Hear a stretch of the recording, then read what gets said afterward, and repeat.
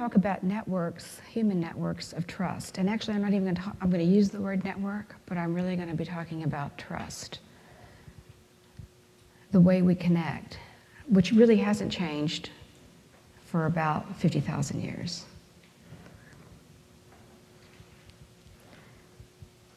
The first distinction I want to make is that all of these technologies, they're just beautiful, they're lovely, but they're not about trust. They're about networks of transactions. They're about collections. So I can bring people together and I can connect with them and I can do different things with them. But they may have low levels of trust, but they're not significant levels of trust. And really what I want to talk about is trust because I'm an anthropologist. So before I go further, let me just comment on how I became an anthropologist. My real training is in quantum chemistry and in mathematics. And on my way to getting my PhD in quantum chemistry, I was working my way through college or through the graduate school when I was managing a laboratory. And I looked at the 200 chemists and physicists that were interacting in the laboratory for NIOSH, National Occupational Safety and Health. I was looking at them interact, and I saw them interacting in certain patterns, and it had nothing to do with work. So it was an epiphany for me. And because it was an epiphany, I went back to the chair of my committee, who at the time were the leaders in the field in quantum chemistry, Henry and Ted Eyring, who were in Salt Lake City. And I went to them and I said, I've seen a vision. Fortunately for me, they were Mormon, so it went down all right. And I said, I've seen these interaction patterns, and they remind me of what I've seen in the Feynman diagrams. They remind me of the combinatorial properties in macromolecular chemistry and the Krebs cycle, yada, yada, yada. And they said, go forth, young woman, and follow your dream. So I took all of my work, and I went across campus, where I then became an anthropologist, an archaeologist, reconstructing dead civilizations. There were 3 areas where I worked: Egypt, Mesoamerica, and the land between the Tigris and the Euphrates, which was a very active trade network. I was wanting to know if in the past, in civilizations that either no longer exist or have been significantly changed, if their patterns of interaction had shared anything in common with the patterns of interaction that I saw in the chemistry laboratory, and which I see in inanimate science, such as when I'm looking at nuclear patterns of degradation, or when I look at macromolecular chemistry. Now, I know it's after lunch, so I'm not going to talk about quantum chemistry, and I'm not going to show you any formulas. But I need you to fast forward now 35 years. That's how long I've been looking at this problem. It's taken me across multiple disciplines, multiple degrees. So what I'm going to talk about today is how we can talk about trust, not in a soft and warm and fuzzy way, which is okay, but I'm not interested in that. I want to talk about quantifying it or deconstructing it in a way because I want to try to find out how to decode culture. I want to crack the code of culture. I was classically trained at Harvard in anthropology, and they love culture, and they love to mystify it. And they blow a lot of smoke and mirrors. I mean, they blow a lot of smoke around it, and I feel like I'm in a hallway of smoke and mirrors. And I don't buy it at all. So I'm glad I've been classically trained because I fully 100% stand in front of you and reject it. Because I think that we can apply the basic science that we understand, looking at patterns, and try to decode culture. And the key to that nuclear force that keeps culture so strong and so powerful is trust. So now I want to talk about trust. And it's not on LinkedIn, and it's not Facebook. Those are networks of transactions. So what do I mean by that? This beautiful little triangle codifies about the last 150 years of research, which, lucky for you, I only have 20 minutes, so I'm not going to go into it. But I will tell you that the bottom 2 words here, transactions and authority, my lovely colleague, Oliver Williamson, just last year won the Nobel Prize in Economics for talking about the uncertainty associated in these types of relationships, the asset specificity, which we won't talk into the details of that, but let me just explain on the ground what I mean. Transactions, clear, simple, I understand it. No uncertainty, no ambiguity associated with it. I take my card, I put it in the ATM machine, I get my cash. If there were any uncertainty associated with that, there'd be a lot of lawsuits. I take my credit card, I put it on the internet, I buy my tickets for my next vacation. There's no uncertainty associated with that. Simple contracts, things have been worked out, protocols have been worked out. If there were, again, a lot of lawsuits, things would come to a grinding halt. I need to get a signature from you for this requisition. Please do not tell me what you did over the weekend. I don't care. Just give me your signature. That's a transaction. And human beings do transactions all the time. In fact, I would argue that they do too many of them because you don't have to think to do a transaction. Human beings have a brain and they have all that gray matter and we're supposed to be using it. So when you think about people inside your organization and you think about all the transactions that they do they really need to be doing that? Or could you get a piece of technology or a procedure that could automate that and do it? Pull those transactions away from people because they can be doing something else. Now, if there's a little bit of uncertainty or ambiguity associated with something, it's called you need authoritative systems. You need somebody in charge, you need somebody to take the credit or take the blame and have people come together. So authoritative systems are spectacularly beautiful systems for managing small amounts of uncertainty and ambiguity, and they will collapse if there's anything more than that.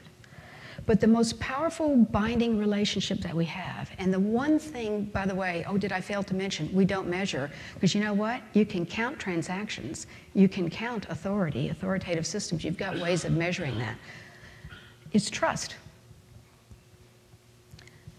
Trust is a binding force, and let me just explain it by talking back about transactions and authority. If I don't want to transact with you, I don't have to.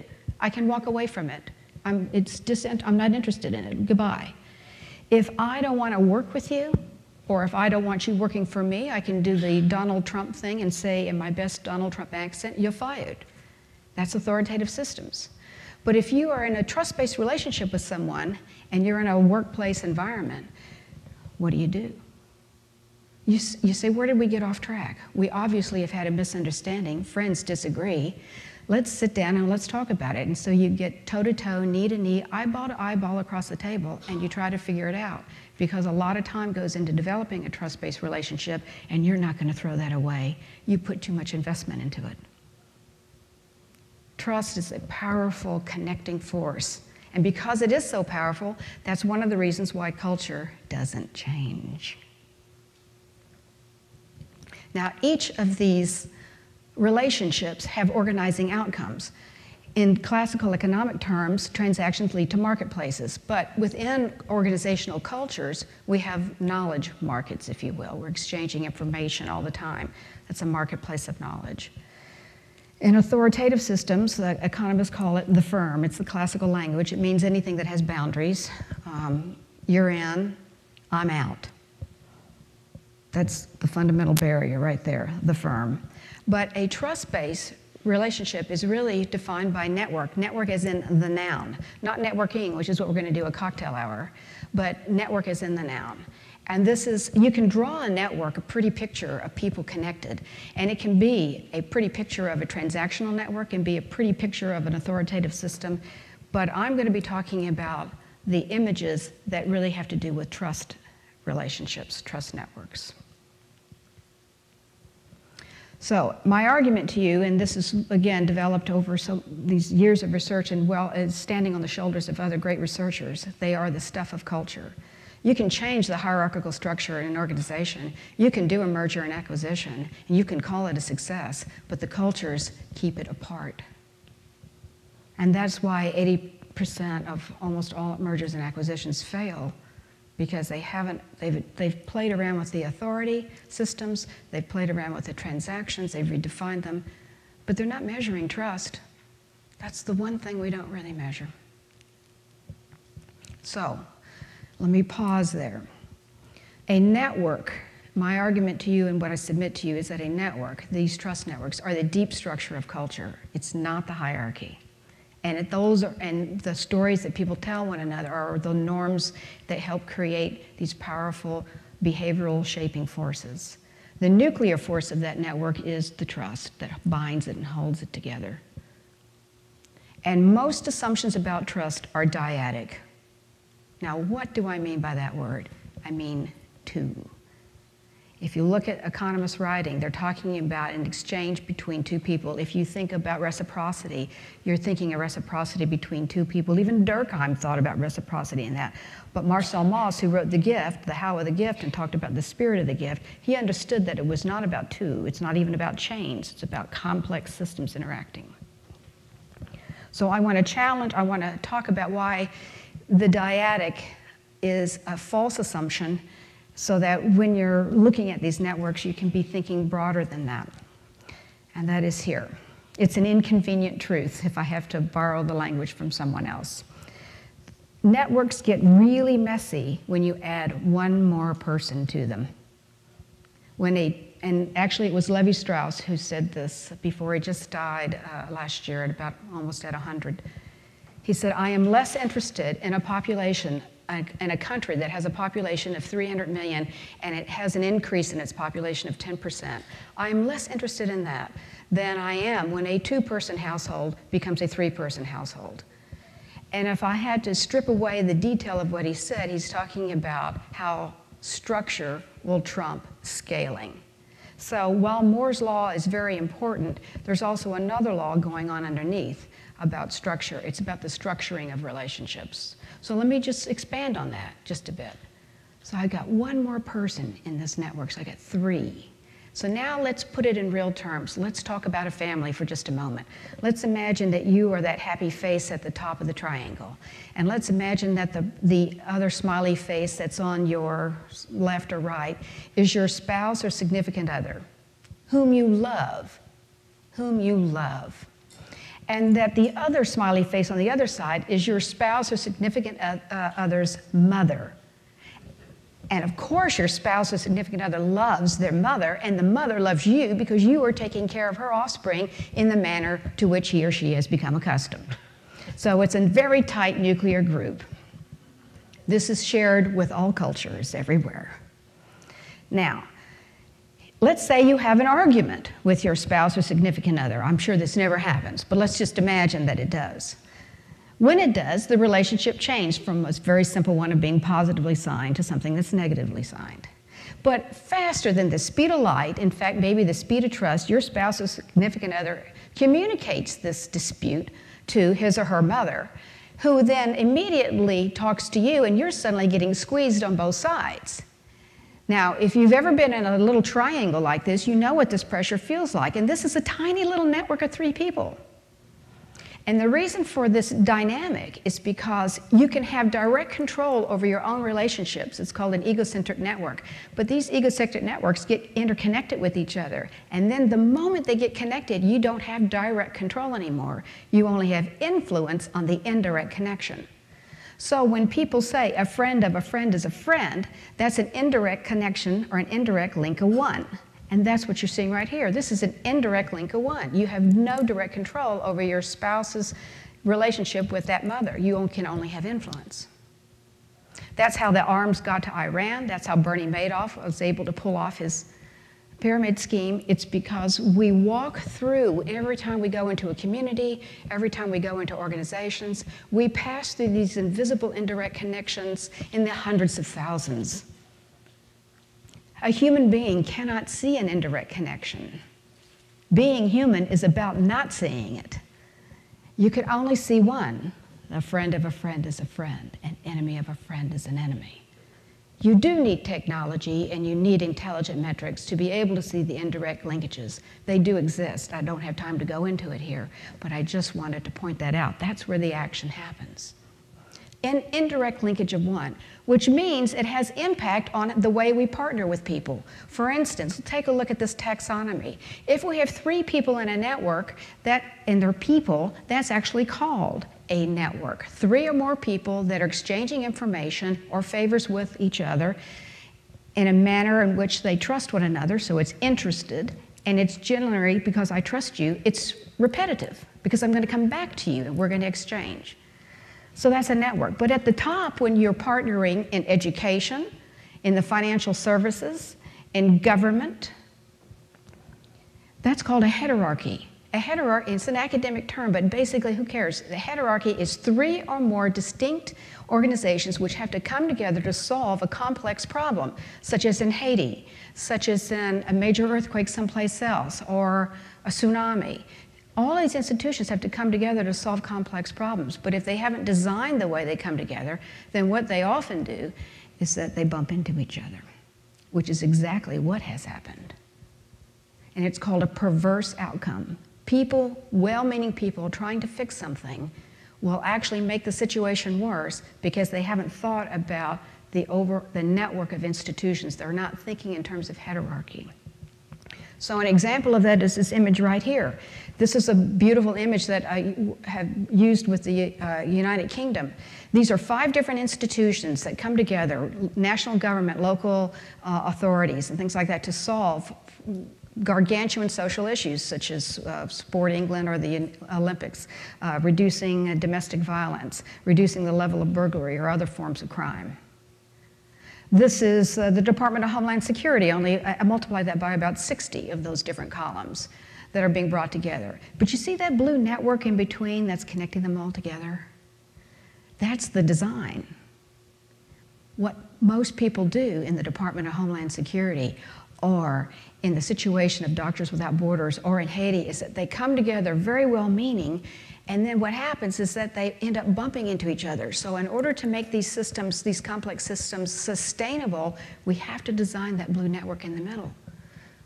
I mean, in a situation where my father went into in the first yellow column, went into assisted living, but he had type 2 diabetes, he had a sore on his foot, so they moved him into a hospital, institution number 2. They moved him from there after they pumped his body full of antibiotics to try to get him better, but because he's got Alzheimer's and he's aged, he forgot how to walk, so they move him into institution number 3 to give him physical therapy so he learns how to walk.